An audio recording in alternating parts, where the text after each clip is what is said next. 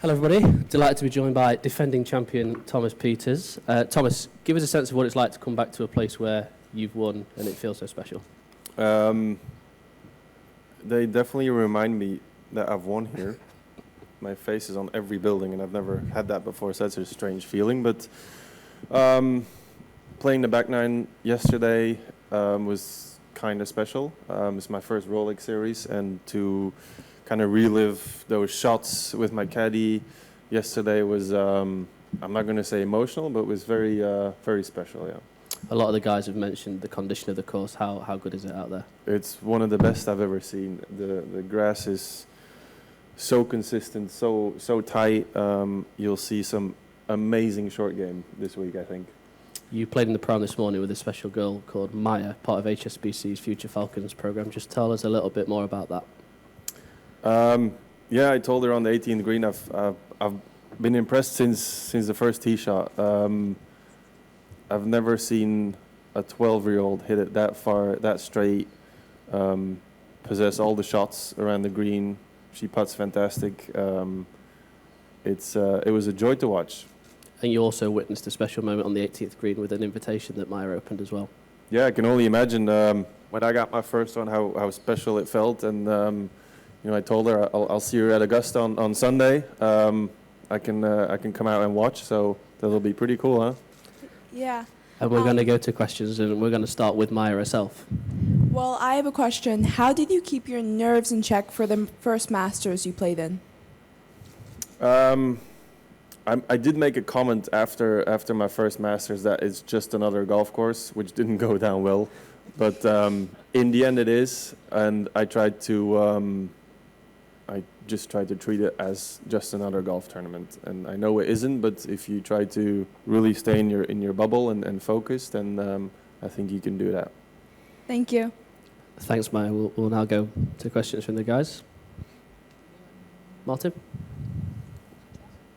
Thomas, the conditions last year, one day in particular, were brutal. I mean, what would you like the weather to be like this week in terms of what might suit you over the 4 days? Is it a course that needs a bit of a breeze? Yeah, definitely. It needs a lot of breeze, and I think tomorrow we'll have some breeze, and then it calms down during the weekend. But again, the more wind, the better players are going to come out on top, especially on this course. We get small portions to hit in the greens, so ball striking is key. Yeah, obviously the Hero Cup, you were part of a winning team. What did you take out of that, from a team perspective and also individually as you start turning your attention to these big events? I took away that I wasn't quite ready, so I should have done maybe a couple more days of practice, but it was tough at home with the newborn, and I feel like I'm very ready right now. Maya, do you think I was ready? Yeah? Okay, all right, good. Then yeah, I'm excited to get going tomorrow. Joy? Thomas, if you just go back last year's win, that round, the second round, I think it was Friday, when it was really blowing, and you played so well during that round. How important was that round to set up that entire year for you, in which, you went up to now, 38th in the world? I'm not sure what I shot. I think I shot maybe 2 over. I think one over, I think. That was the key round to setting myself up to win. I mean, there's guys shooting 10 over par that day. It was brutal. It was one of the toughest days I've had on a golf course, just because greens are that slopey, balls were just flying off everywhere. To keep your composure was really important, and it's going to be the same this week. Just acceptance level really high, and yeah, you got to hit good golf shots here.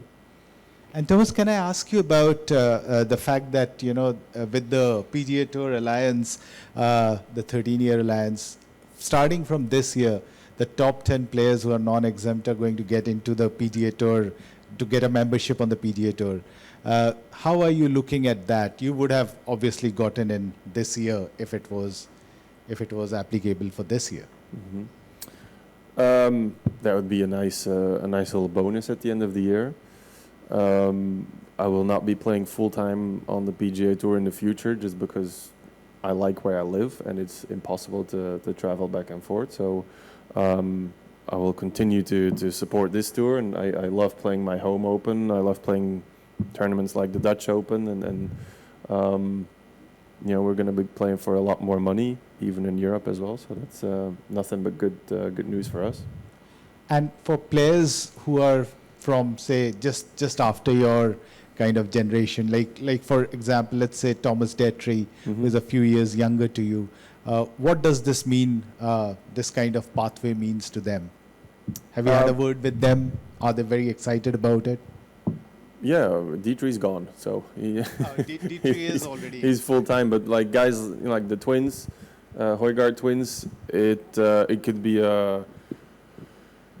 Yeah, career changing really, because it is tough to get on that tour without those 10 cards. It's a very closed shop, so with those 10 cards, you could see guys like Rasmus or Nikolai, really take off, because I feel like they're obviously really good players here, and they keep winning, but you need to test yourself out there, because that's the highest level is still on the PGA Tour. We have really good tournaments like this week, but when you look at the field, the opposite field this week at the American Express, it's off the chart. So it's nothing but good stuff. Shwami? Thomas, last year the final round, it was pretty close. I think you won by one shot or something. I wondered if you had a chance to look at Shubhankar, who came pretty close, but I think he dropped a shot on the 17th and missed getting into the playoff. Anything you can say about Shubhankar? I saw you practice with him yesterday at the driving range. I think you were exchanging a few words too.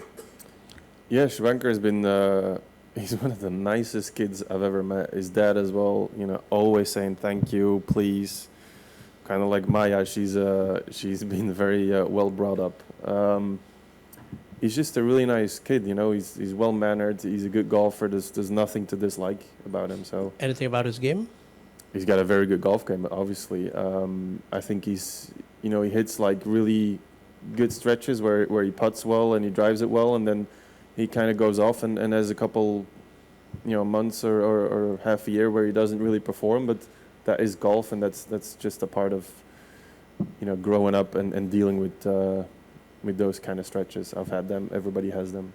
Thank you, Thomas. Martin? Thomas, Shane Lowry spoke yesterday, made some interesting comments about how he felt that people had been sidetracked by thinking 100 million prize funds were normal. When you've just said that events like the Sudal Open, 2 million, how important are they to the rank and file DP World Tour members? As much as though everyone wants to be playing for $20 million, 2 or 3 million events are still very important, and still, do you feel lucky in terms of the riches you've already got from the game? Well, yeah, as a 16, 17-year-old, you've got a dream of winning trophies, but you never think about the money. And I've had a very good life out of golf. I could walk away and have a very nice life right now, and that's not what it's about. I love playing. I love having a home open, seeing the kids there, seeing all my friends there, and you could tell, because I practice at home at different golf courses, I can see how the kids enjoy that. I never had that growing up, so it's nice to practice with the kids, to give them something to look at. Yeah. Last year, I think money did become the main focus for a lot of people. Do you think that in a year's time, 2 years' time, people will get back to thinking like you, that trophies are the most important thing? Well, it still is. The guys that have gone, it's like end of career kind of. Some haven't, but if somebody offered you 150 million, would you go work for somebody else? It's a lot of money. It's there's generations of not having to worry about it. So it's different for everybody. I can't really speak for myself. Thank you.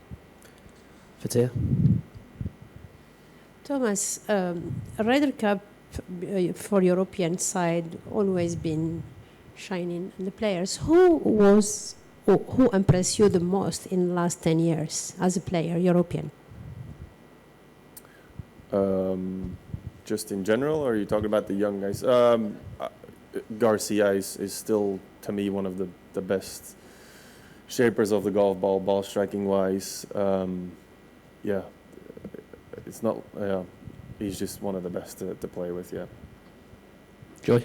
Thomas, just taking one more question further into what I asked you about the top 10 getting membership. What would you prefer, being in the top 50 of the world and getting those few invites and into the majors and some of the big events, or having a card, which I don't know which category it will fall in, but getting some kind of assured 12, 13 starts in the year?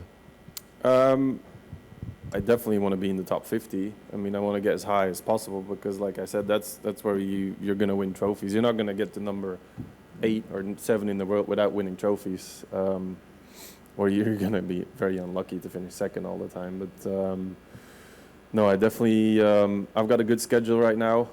Being top 50, I can still pick and choose where to go. I would love to see a couple more tournaments in America being invitationals, and guys like me being able to enter, and sometimes I just can't, which is frustrating, but that's just the way it is. Thank you. Thomas, thanks very much for your time, and best of luck in your title defence this week. Thank you.